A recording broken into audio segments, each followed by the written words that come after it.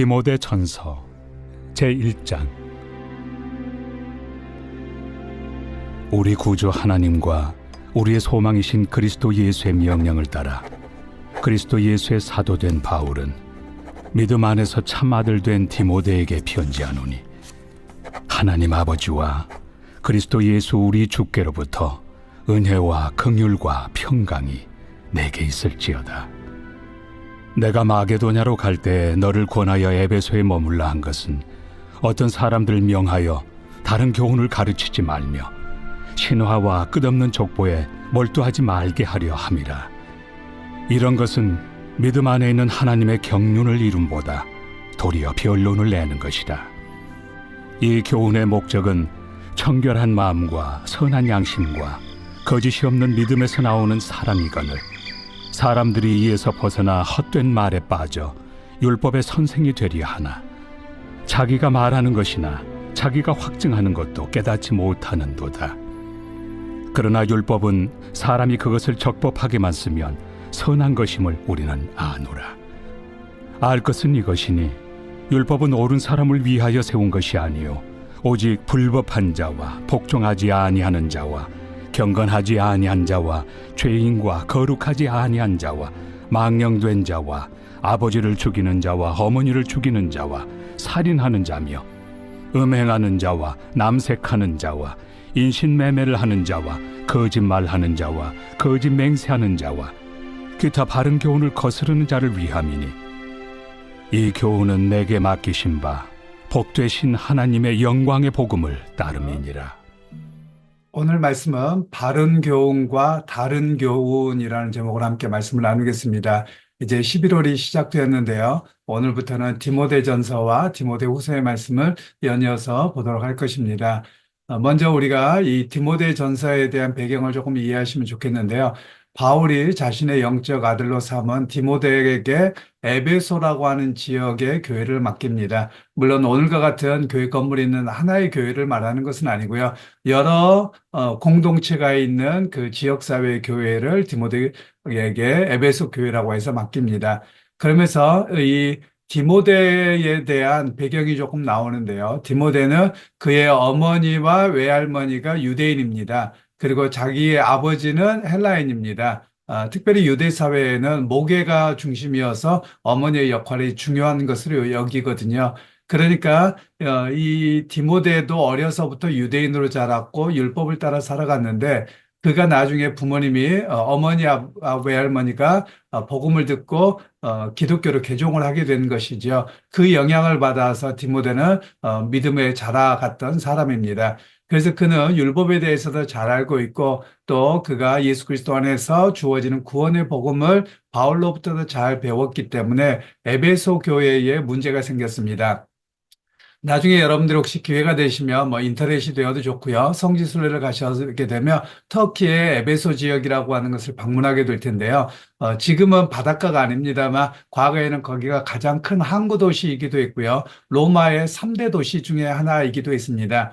그래서 이 에베소에는 지금도 제 기억으로는 2만 명으로 기억하는데 좀 틀릴지도 모르겠습니다만 그렇게 엄청나게 큰 극장이 여전히 남아 있습니다. 그래서 그곳에서 사도 바울이 복음을 전했었던 적이 있죠. 사람들에게 이끌려가서 그 안에서 많은 사람들이 위대한 아데미여 하고 발을 굴리고 소리를 쳤던 곳이 바로 이 에베소라고 하는 곳입니다. 그리고 이 에베소라고 하는 곳은 나중에 사도 요한이 마지막까지 사역을 했던 곳으로 알려지기도 합니다. 그런데 이 에베소 지역에 가시면 여러 가지의 모습이 있는데요. 지금도 로마의 유적이 남아있기도 합니다만 그 유적지를 돌아보며 특이한 것들이 몇 가지가 있습니다. 그것은 로마 시대 때에 제일 위대하게 세워졌던 3대 도서관이 있는데요. 흔적만 남아 있습니다. 이 도서관은 로마와 그리고 에베소와 그리고 아프리카의 알렉산드리아 이 세 곳에만 있었습니다. 그러니까 지식과 또 이런 그 학문에 대한 열기가 최고에 달았던 최고의 도시였다, 이렇게 이해하실 수 있습니다. 그에 반해서 또 하나가 있는데요. 거기에 하나의 이렇게 신상이 이렇게 여신상이 이렇게 누워있는 상이 나옵니다. 그럼 옷자락에가 표시가 되어 있는데 여러분 잘 알고 계시는 또는 하나쯤 가지고 계시는 나이키 신발이 있을 겁니다. 이 나이키 여신이 거기에 있습니다. 나이키 여신은 승리의 여신이라는 겁니다. 그리고 또 하나의 특징이 있습니다. 우리가 요즘에 가게나 이런 데를 보면 이렇게 상점의 간판들이 잘 발달되어 있고 어떻게 눈에 띄게 할 것인가 이런 것들을 많이 하죠. 그런데 최초의 간판이라고 말할 수도 있는데요. 거기에 보면 지금도 간판이 있습니다. 우리처럼 벽에 세워진 것은 아니고요. 돌 위에 새겨져 있습니다. 돌 위에 손가락으로 표시되어 있는데 여기로 오세요. 여기가 창녀촌입니다. 이렇게 몸팔로 오세요. 뭐 이런 내용들이 되어져 있는 겁니다. 그러니까 학문이 그리고 경제가 최고로 발달했죠. 거기가 바로 항구 도시였기 때문에 그렇습니다. 그에 아울러서 또 하나는 미신이 굉장히 많았고 그리고 거기에 성적인 타락이 굉장히 많았던 그런 도시였습니다.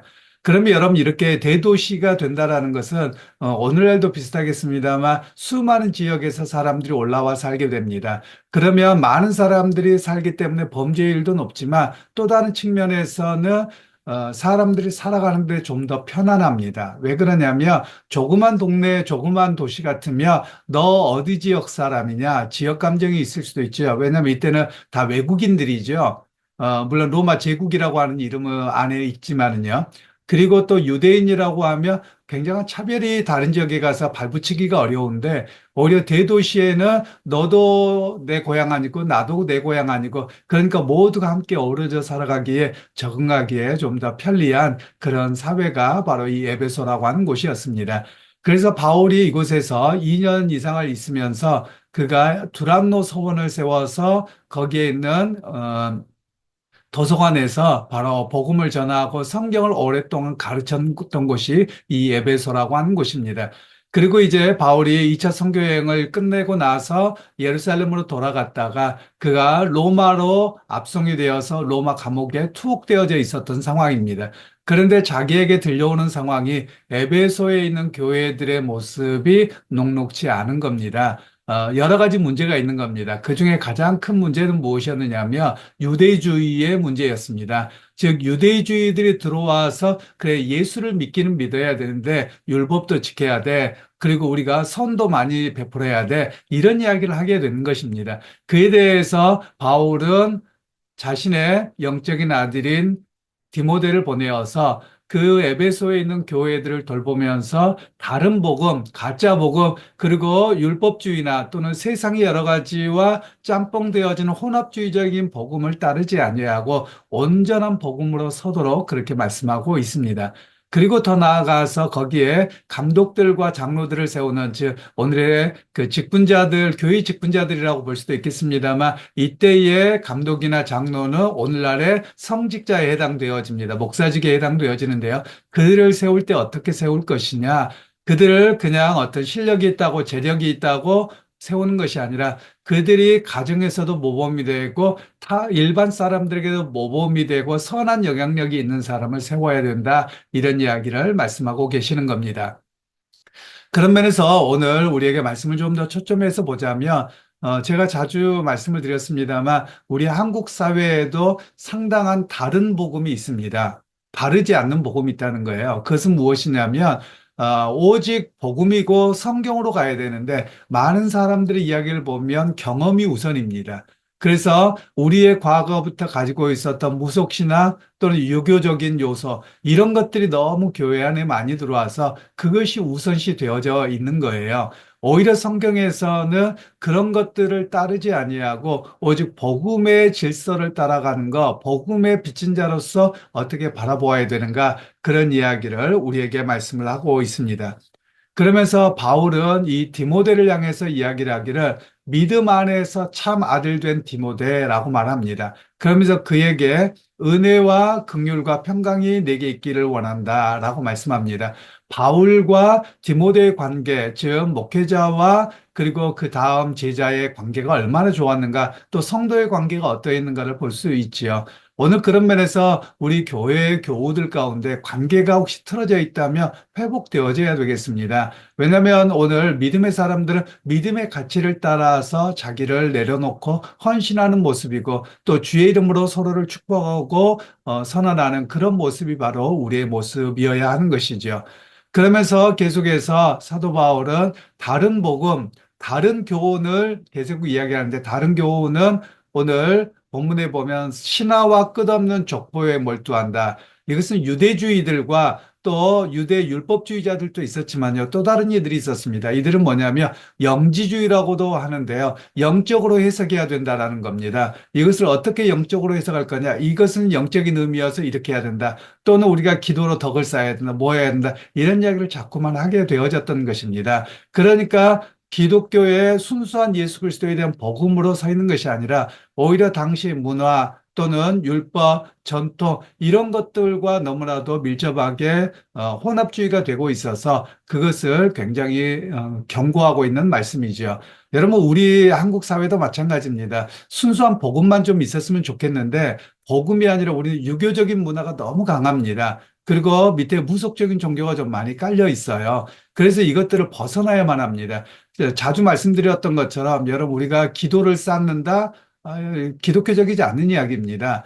또는 어디가 영적으로 특별하다. 이것도 옳은 이야기가 아닙니다. 주님과 함께하는 곳이며 어디든지 그곳이 거룩합니다. 장소가 거룩한 것이 아니라 우리가 함께 주님과 함께 있을 때 그것이 거룩한 것이지요. 그래서 우리가 복음의 가치를 따라서 바르게 서야 되는 것이지 우리가 세속주의적인 영향 또는 이방 종교적인 영향으로부터 온전히 벗어나야 되는 그런 이야기를 오늘 본문에서 하고 계시다는 겁니다. 그러게 여러분 오늘 우리가 정말 깨어있기를 소원합니다. 또 심지어 한국 교회 안에는 이런 모습도 있어 보이기도 합니다. 힘의 논리입니다. 즉 큰 교회, 작은 교회 또는 큰 교회가 큰 일을 한다, 큰 일을 하기도 하죠. 그런데 뭐 어떤 우리의 모임을 통해서 무슨 힘을 보여줘야 되고 뭘 해야 된다. 여러분, 기독교는 그런 곳이 아닙니다. 기독교는 힘 자랑하는 곳이 아니고요. 때리면 맞는 곳이고요. 그리고 핍박하며 그 핍박을 당하면서 묵묵히 믿음의 길을 걸어가는 사람입니다. 그래서 기독교의 바른 가치와 은혜 속에서 복음을 따라 살아가는 것이 우리의 모습이어야 함을 이야기하고 계시는 겁니다.